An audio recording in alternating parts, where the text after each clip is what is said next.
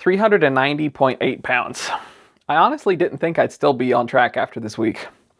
Hey y'all, I'm Josh. If you're new here, I started back at 560 pounds back in April of 2024.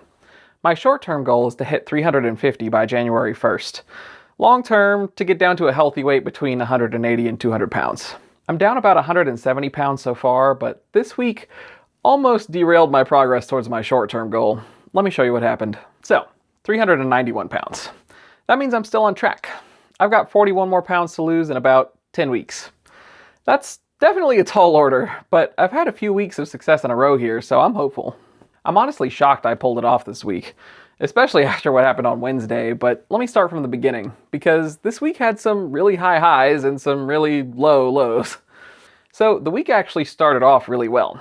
I've been doing this none to run plan, run ready version, which starts you off really slow with mostly walking and only 30-second runs. And this week I did 3 separate 3-mile walk/runs, basically combining multiple days of the plan together. So I'm already on week 4, and honestly, I think it's a little too easy for me. I think I underestimated myself actually, and I probably should have started with the actual none to run plan instead of this beginner one, but hey, I'll take the confidence boost.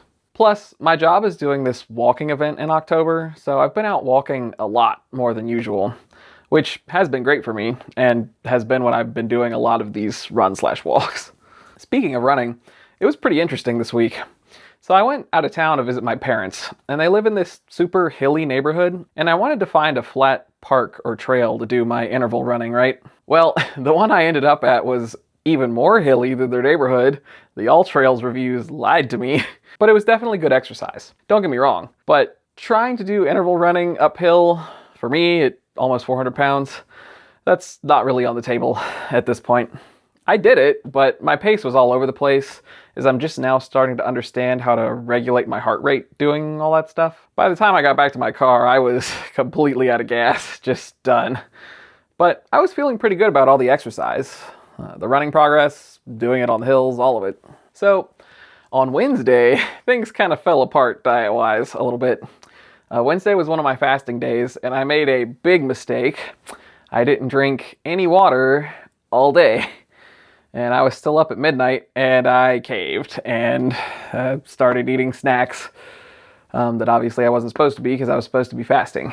I was just really munchy. And obviously if I'm up doing that at midnight, I'm not getting proper sleep either. So everything just kind of spiraled from there.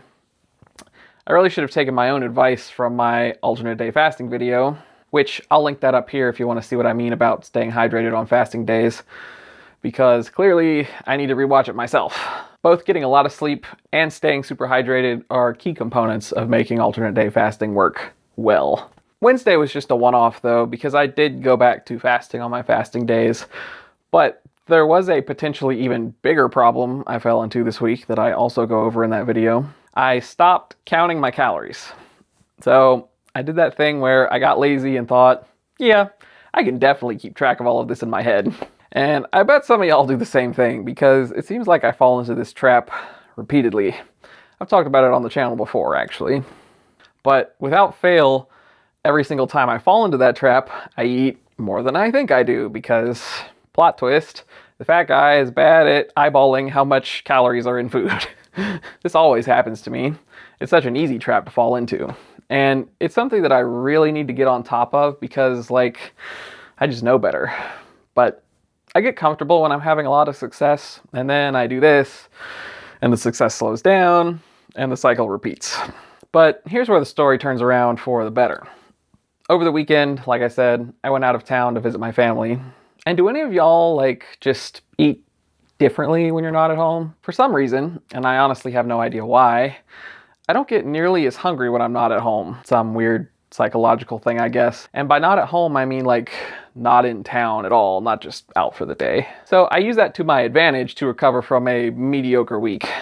I knew I had kind of messed up over the week, so I didn't eat much at all over the weekend. And that helped make up for being mediocre during the week. Your calorie deficit doesn't have to be contained all in one day. You can spread it out just so that you're averaging a calorie deficit. That works just as well. And that's how I ended up at 390.8 this week. still on track somehow. If this week's struggle for me felt familiar to you, you're not alone.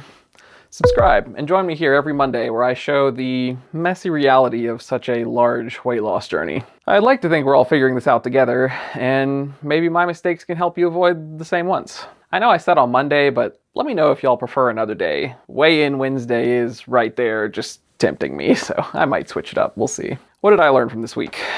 Well, mainly that I need to take my own advice when it comes to the alternate day fasting stuff.